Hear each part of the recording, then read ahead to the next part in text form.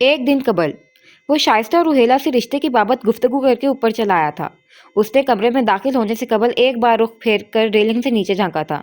उन तीन बेखबर नफूस को देखकर उसे कमीनी सी मुसरत का एहसास हुआ था। हैदर नकवी बहस उसके जानने वाला था। उससे कोई खास लगाव और गहरी दोस्ती नहीं थी उसकी, लेकिन वो बिल्कुल शुजा की उम्र का कसरती बदन वाला बंदा था। सर के बाल आगे से जरा उड़े उड़े और नकुश वाजबी से थे। एक परफेक्ट मैच अबिहा के लिए। ये बदला उसने उसी दिन तय किया था जिस दिन उसने अबिहा और नैना को नाज़रीन की हालत ज़ार का मजाक उड़ाते हुए सुना था।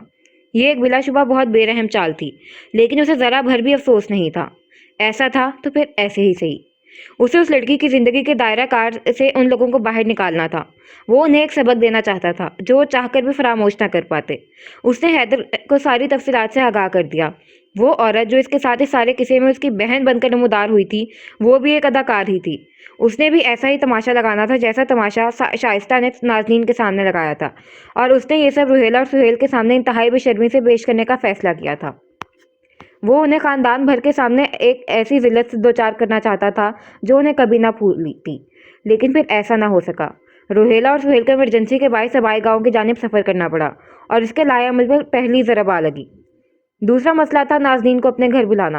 वो उसे किसी भी तरह बस यहाँ आने पर राज़ी करना चाहता था, लेकिन वजह वजह वजह नाज़रीन के यहाँ बिला झिझक चले आने की क्या वजह हो सकती थी भला? और अगर कोई ठोस वजह नहीं थी तो इसे वो वजह गढ़नी चाहिए थी। इसे सुहेल और जावेद के खुशगवार ताल्लुकात का इल्म रुहेला के जरिए हो चुका था, इसीलिए उसने सुहेल को मजीद कुरेद कर कुछ बातें जावेद के बारे में बरामद कर ही ली। उसे जावेद के हाथ से लिखी गई डायरीज की बाबत सुहेल से कुछ हल्का फुल्का मालूम हो चुका था। बाकी काम आसान था। उसने पहले सुहेल का वार्डरोब छान मारा, लेकिन वहाँ ऐसी कोई भी शय मौजूद नहीं थी। अगली जगह स्टडी हो सकती थी। वो उधर चला आया और इधर हस्बे तवक्को से जावेद की डायरीज मिल ही गईं। वो उसे यूं ही छोड़कर अपने कमरे में चला आया था। उसे पहले नाज़रीन को कॉल करके यहाँ आने पर आमादा करना था, और उसके पास वजह भी ऐसी थी कि वो चाहकर भी इनकार ना कर पाती। नाज़नीन की जज्बाती और नफसियाती हालत समझकर उसे यही एक फ़ायदा हुआ था कि वो उसे जैसे चाहता ट्रिक कर सकता था। आखिरकार उसकी मेहनत उसके लिए फ़ायदेमंद साबित हो रही थी। उसने जो ही फ़ोन निगाहों के सामने करके नंबर डायल करना चाहा तो नाज़नीन कॉलिंग उसके मोबाइल की चमकती स्क्रीन पर जगमगाने लगा। वो मोहतात हो गया, लेकिन वो लड़की शायद अपने सख्त रवैये पर शर्मिंदगी महसूस कर रही थी। चलो, अच्छा ही हुआ, कुदरत ने गोया उसके लिए रास्ता खुद ही खोल दिया था। उसे किसी तरह नाज़नीन को यहाँ तक आने के लिए कायल करना था, और मुतवक्के तौर पर वो जावेद का नाम सुनकर अगले ही पल राज़ी भी हो गई थी।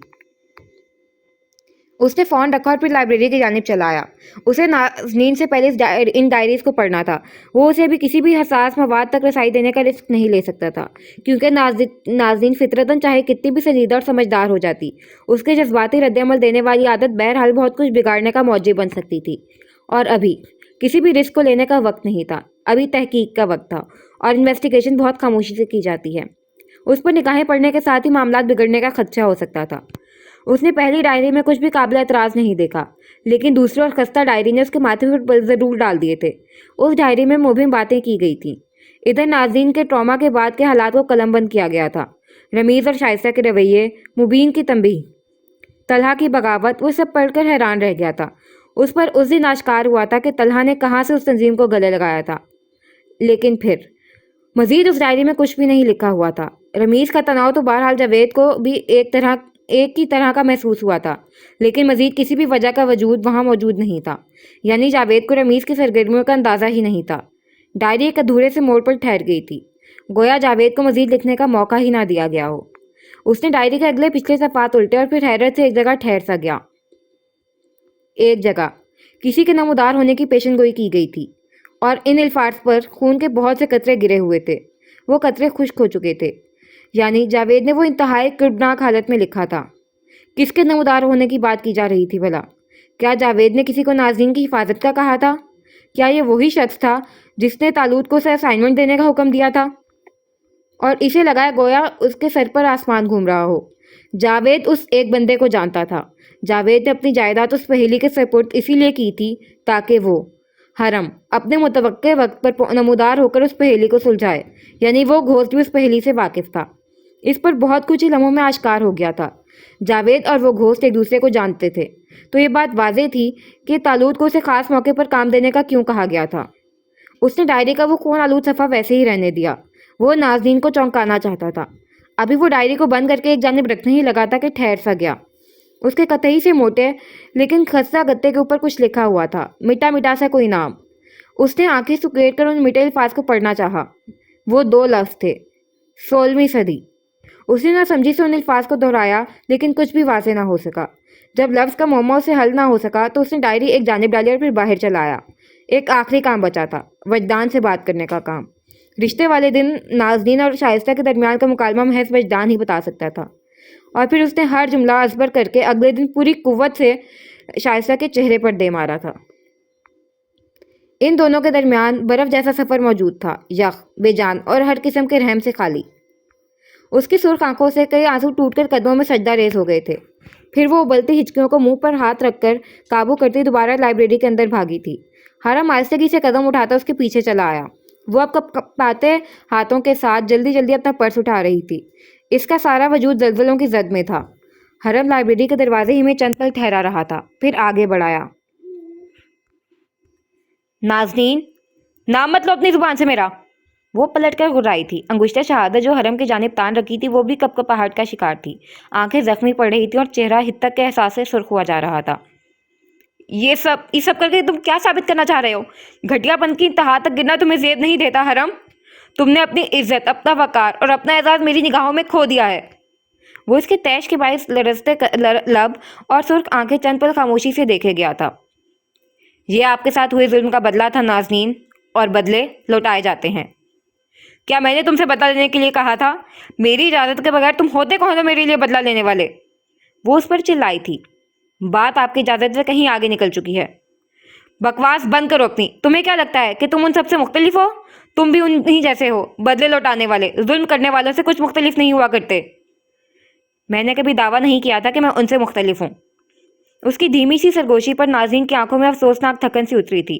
اس کا حلق دکھنے لگا تھا۔ آنکھوں کے سامنے ہر گزرتے پل کے ساتھ دھند گہری ہوتی جا رہی تھی۔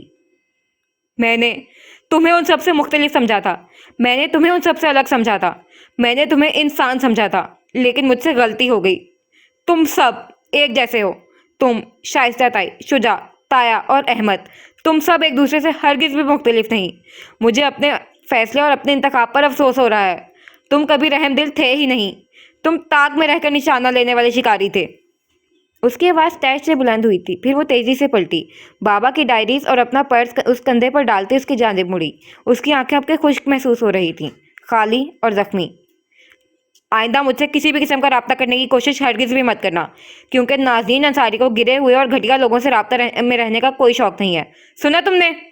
اسی تیزی کے ساتھ وہ اسے پرے دھکیلتی ساتھ سے گزرنے ہی لگی تھی کہ اس نے بے ساختہ اسے کونی سے تھام کر اپنی جانب گھمایا۔ ابھی نازنین کی نگاہوں میں نہ سمجھی اتری ہی تھی کہ وہ اسے اپنے ساتھ لیے قدرے کونے میں بنے ایک شیلف کے پیچھے ہو گیا۔ اس نے شائستہ کی لائبریری کی جانب بڑھتے قدموں کی چاپ محسوس کی تھی، اور وہ یہ نہیں چاہتا تھا کہ شائستہ نازنین کو یہاں دیکھے۔ نازنین نے اس سے اپنا ہاتھ چھڑانا چاہا تو اس نے اسے دیکھ کر نفی میں سر ہلایا، گویا خاموش رہنے کی تلقین کی ہو۔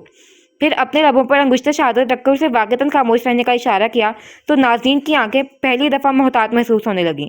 اس کے آنسو خشک ہو چکے تھے، اور اب حلق کسی اندیکھی گرا کے زیر اثر بند ہونے لگا تھا۔ حرم اسی پہر اسے چھوڑ کر شیلف کی اوٹ سے نکل آیا تھا۔ شائستہ اسے دیکھ کر اپنی جگہ ہی جم سی گئی تھی۔ تم نے میرے ساتھ ایسا کیوں کیا حرم؟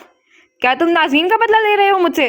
اس 2 ٹکے کی لڑکی کا بدلہ دینے کے لیے تمہیں میری ابیہ کی تذلیل کرتے ہوئے ذرا رحم نہیں آیا؟ وہ اس پر تیش سے دہاڑی تھی، لیکن حرم بہت آرام سے ٹیبل کے ساتھ لگی کرسی کھینچ بیٹھا تھا۔ رحم صرف ان پر کیا جاتا ہے جو رحم کرنا جانتے ہوں، اور نہیں، میں نازنین کا بدلہ نہیں لے رہا۔ میرا نازنین سے کوئی تعلق نہیں۔ یہ بدلہ تو کسی اور تناظر میں لیا گیا ہے۔ اس نے مبہم سی بات کر کے شائستہ کا سرخ بھبو کا چہرہ بہت سکون سے دیکھا تھا۔ اس کا بس نہ چلتا تھا کہ حرم کو شوٹ ہی کر دیتی۔ کہنا کیا چاہتے ہو؟ کہنا صرف اتنا چاہتا ہوں کہ جو ہوا وہ نہیں ہونا چاہیے تھا، لیکن جو ہو چکا اس کا قرض مجھ پر باقی تھا، اور میں قرض خود پر نہیں رکھتا۔ یہ نازنین کا کیا سین ہے؟ کیا آپ بھی ان کے لیے رشتہ لے کر گئی تھی؟ اگر ایسا ہی ہے تو اتنی حیرت، اتنا شوق اور صدمہ کس لیے؟ جب آپ دوسروں کے ساتھ کریں تو وہ جسٹیفائڈ، لیکن جب وہی آپ کے ساتھ دوسرے کریں تو وہ قابل مذمت۔ بات کچھ سمجھ نہیں آ رہی مجھے۔ کان کی لو کو جا کر کیا انداز سے کہا تھا اس نے۔ شائستہ کی رگ رگ میں گویا کسی نے کڑوا سیال انڈیل دیا تھا۔ اس نے روہیلا سے فیملی ڈاکٹر کے بارے میں بھی استفسار کیا تو انہوں نے اسے محض ایک ہی ڈاکٹر کی بابت بتایا۔ شادی کے بعد وہ ان کے فیملی ڈاکٹر سے واقف نہیں تھی۔ اس نے اس ڈاکٹر سے بھی جلد از جلد ملاقات کرنی تھی۔ جاوید اور مبین کا کیس ایک اسی ڈاکٹر سے نتھی تھا۔ اس کی ان دنوں میں نازنین سے بالکل بھی ملاقات نہیں ہو سکی۔ وہ آفس، تفتیشی کاموں اور مختلف جھمیلوں میں پھنسا ہوا تھا، اسی لیے نازنین سے ملنے کا موقع نہیں مل سکا۔ اسے نازنین سے ملنا چاہیے تھا۔ کیوں؟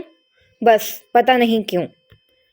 وہ لائبریری میں موجود اپنے کام میں مصروف تھی۔ شاید وہ اس مصروفیت تلے اپنے آپ تک کو کچل دینا چاہتی تھی۔ اس کی صحت پہلے سے کافی گری ہوئی اور رنگ زرد محسوس ہو رہی تھی۔ مسلسل کام اور کام نے اسے سانس تک لینے کا وقت نہیں دیا تھا۔ وہ ہاتھوں میں کتابیں لیے آگے بڑھی تو اسے لائبریری میں ایک جانی پہچانی سی موجودگی کا احساس ہوا۔ اس نے اگلے ہی پل گردن پھیر کر دیکھا، لیکن وہاں کوئی بھی موجود نہیں تھا۔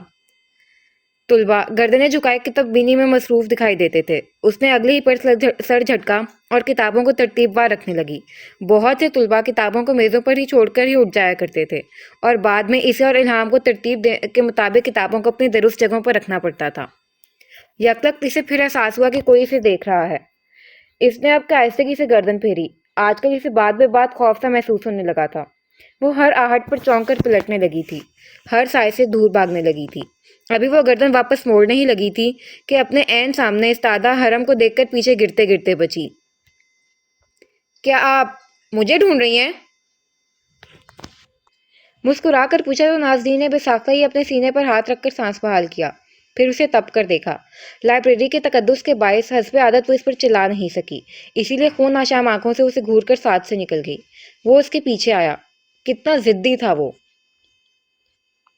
آپ مجھے اگنور کیوں کر رہی ہیں؟ Shut up! آپ ڈانٹ بھی رہی ہیں، منہ بند رکھو۔ جھڑک بھی رہی ہیں۔ میں نے کہا میرا پیچھا بند کرو۔ مجھ پر الزام بھی عائد کر رہی ہیں۔ اور اب کہ وہ ٹھہر گئی تھی، گردن اس کی جانب پھیری۔ تمہارا مسئلہ کیا ہے؟ غصہ بھی ہو رہی ہیں؟ میرا پیچھا چھوڑ دو۔ غصہ کرتے ہوئے اچھی بھی لگ رہی ہیں۔ اف! نازنین کے کانوں سے اب کے واضح طور پر دھواں نکلا تھا۔ وہ مسکراہٹ دبائے بہت پیارے سے انداز میں سے اس کے جوابات لوٹاتا ہوا زج کر رہا تھا، اور وہ زج ہو رہی تھی۔ تم مجھے زہر لگنے لگے ہو۔ یہاں معاملات فی الحال اتنے گمبھیر نہیں ہوئے۔ اور اب کہ اسے اپنی مسکراہٹ بھی نہیں دبائی جا رہی تھی، نازنین کا چہرہ دیکھ کر کہہ کے حلق سے ابلنے کو بےتاب ہونے لگے تھے۔ یہ میری ورک پلیس ہے، لوگ تمہیں میرے ساتھ دے کر غلط اندازے قائم کر سکتے ہیں، اس لیے بہتر یہی ہے کہ تم پلٹ جاؤ اور مجھے دوبارہ پریشان مت کرو۔ لوگوں کو کہا جا سکتا ہے کہ میں آپ کو کوئی پرانا اسٹوڈنٹ ہوں۔ نازنین نے اسے خونخوار گھوری سے نوازا تھا۔ اتنے جھوٹ بول کر کیسے نیند آ جاتی ہے تمہیں؟ اور حرم کو سارنگ کا لہجہ بھی ساختہ یاد آنے پر گدگدی سی ہوئی تھی۔ اس نے ہنستے ہوئے چہرہ دوسری جانب گھما لیا تھا۔ نازنین نے دانت پیس کر ہیل راہداری کے سفید فرش پر زور سے رکھی اور اس کے ساتھ سے آگے بڑھ گئی۔ وہ اگلے ہی پل لمبے لمبے ڈھک بڑھتا ایک بار پھر سے اس کے ساتھ چلنے لگا تھا۔ میں جھوٹ نہیں بولتا۔ جھوٹ ہے یہ بھی۔ وہ گردن جھکا کر مسکرایا تھا، پھر بھوری آنکھیں اس کی جانب پھیریں۔ سب جھوٹ ہو سکتا ہے، لیکن حرم عریبی کے اعمال جھوٹ نہیں ہو سکتے۔ میں نے وہ سب آپ کے لیے کیا تھا نازنین۔ میرا طریقہ غلط تھا، لیکن نیت کبھی بھی غلط نہیں تھی۔ وہ اس کی صفائی پر اگلی پل ٹھہر گئی تھی، پھر گردن اٹھا کر اسے دیکھا۔ نیت عمل کا آئینہ ثابت ہوتی ہے۔ تمہارے اعمال اور نیتوں میں اس قدر فرق تمہیں منافق بناتا ہے۔ وہ اب کے بالکل خاموشی سے اسے دیکھنے لگا، پھر گہرا سانس لیا اور سر اس بات میں ہلایا، گویا اپنے اعمال کی ذمہ داری قبول کرنا چاہی۔ میں معافی چاہتا ہوں۔ مجھ سے نہیں، جا کر ابیہا سے معافی مانگو۔ ٹھیک ہے کہ میں اور وہ ایک دوسرے کو پسند نہیں کرتے، لیکن اس کا مطلب یہ نہیں ہے کہ انسانیت کے ہر درجے سے خود کو گرا لیا جائے۔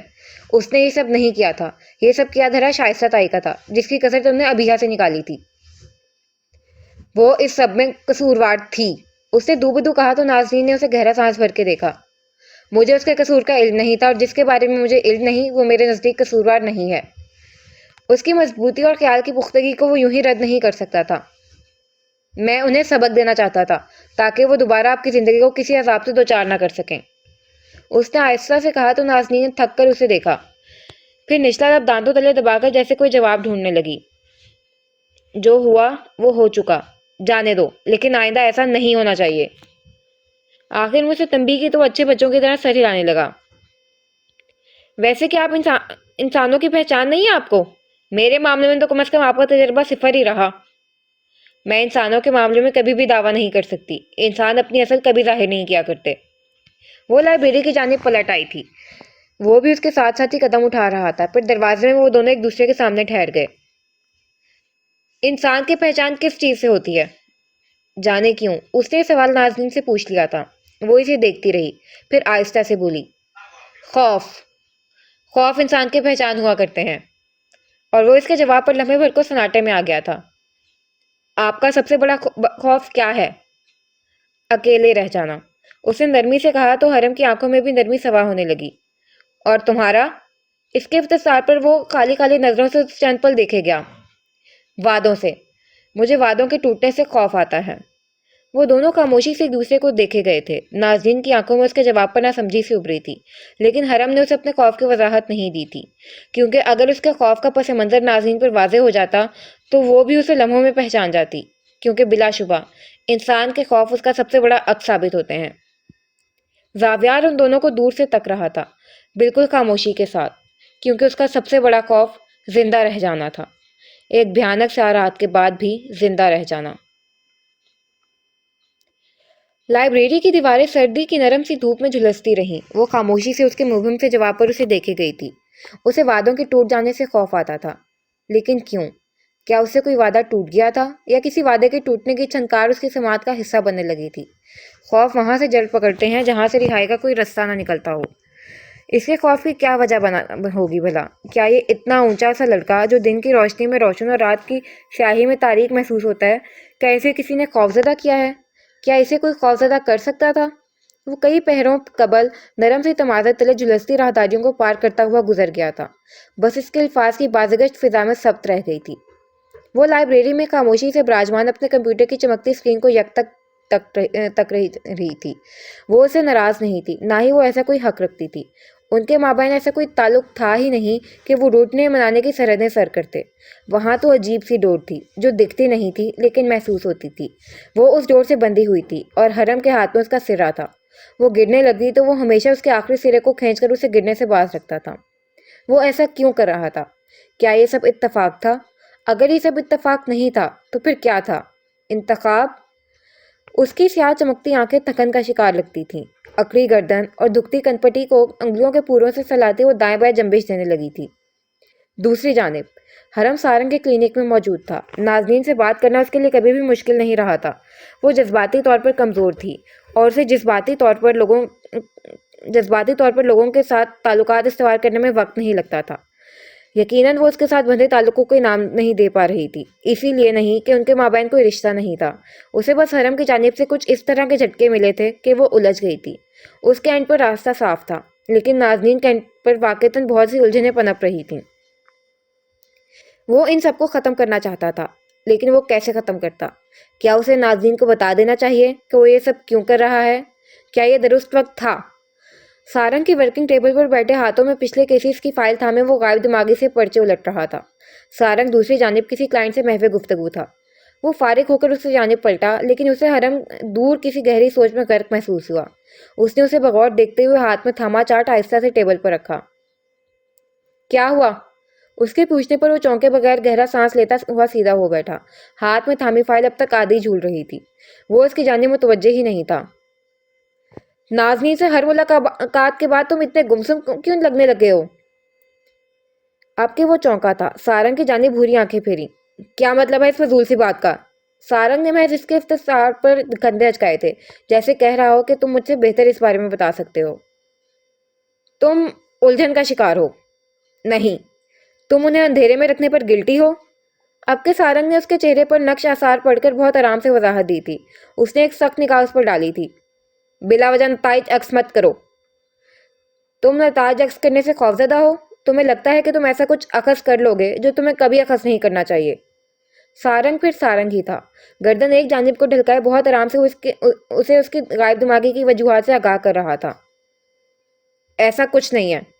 پہلی ملاقات سے لے کر آخری ملاقات تک کہ تم اپنے ہر ریفلیکس کی جانب توجہ دو تو اندازہ ہوگا کہ تم کیسا محسوس کرتے ہو۔ تم انہیں اندھیرے میں رکھنے پر شرمندگی محسوس کرتے ہو۔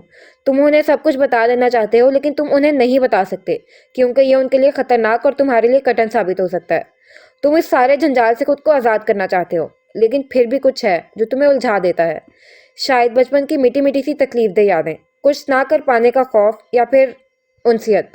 तुम उनसे जुड़े ताल्लुक को उनसियत का नाम देने से घबराते हो। तुम्हें किसी भी इंसान से ताल्लुक इस्तेवार करते हुए अपने हालात को मद्देनजर रखना पड़ता है।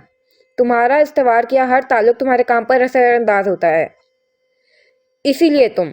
वो लम्हे भर के लिए ठहरा था। हरम चुपचाप हाथ में थामे इन फाइल्स को तक रहा था। अपने काम और अपने एहसासात को अलग अलग रखने में हलकान हो रहे हो। दर हकीकत तुम हरम का सामना कर रहे हो।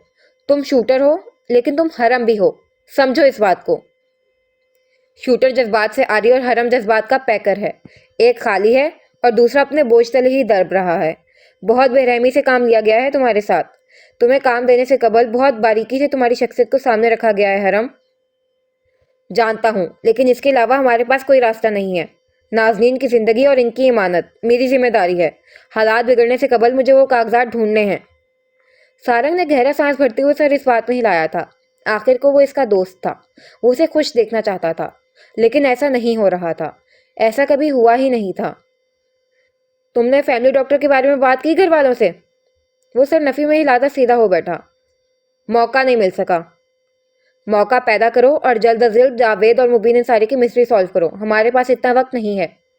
रमीज ने यकीनन कच्चा काम नहीं किया होगा सारंग।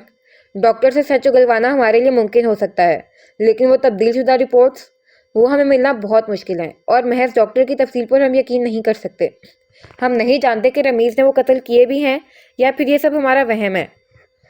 सारंग उसके सामने विराजमान मुट्ठी लबों पर जमाए उसे सुन रहा था। वो ठीक कह रहा था। सबूतों की अदम मौजूदगी उनके किसी भी काम पर दलील नहीं हो सकती थी, लेकिन डॉक्टर तक पहुंचना एक लीड हो सकती है। इस केस की गुत्थियां सुलझाने के लिए हमें कुछ ना कुछ तो करना ही है। उसने ताज़ा केस की फाइल्स एक जानिब रखी और फिर कुछ याद आने पर उठते उठते बैठ गया। जावियार के अपार्टमेंट की सीसीटीवी फुटेज का क्या बना? सारंग उसके सवाल पर खनकार कर सीधा हो बैठा। हरम, हम हैं उस फुटेज को बुनियाद बनाकर उस पर इतना बड़ा इल्जाम नहीं आयद कर सकते। हरम के अब्रू अगले ही पल तन से गए थे। उसकी आंखों में सख्ती सी उतरी थी। क्या कत्ल और फुटेज का वक्त बराबरी की सतह पर आ रहा है? उसकी आवाज़ बहुत खामोश थी। सारंग ने थूक निकलकर सर इस बात में हिलाया तो वो कुर्सी पर पीछे हो बैठा। कुछ था जो उसे जावियार के हवाले से बहुत पहले ही तंग कर रहा था। अगली कोई भी बात किए बगैर उसने सारंग के लैपटॉप के साथ रखी यूएसबी झपटी। इससे पहले कि वो समझ पाता, हरम शीशे का दरवाजा धकेलता बाहर की जानिब बढ़ चुका था। उसने पीछे बेचैन सा सांस खारिज किया। वो कभी भी जावियार पर कत्ल जैसे अमल के लिए यकीन नहीं कर सकता था।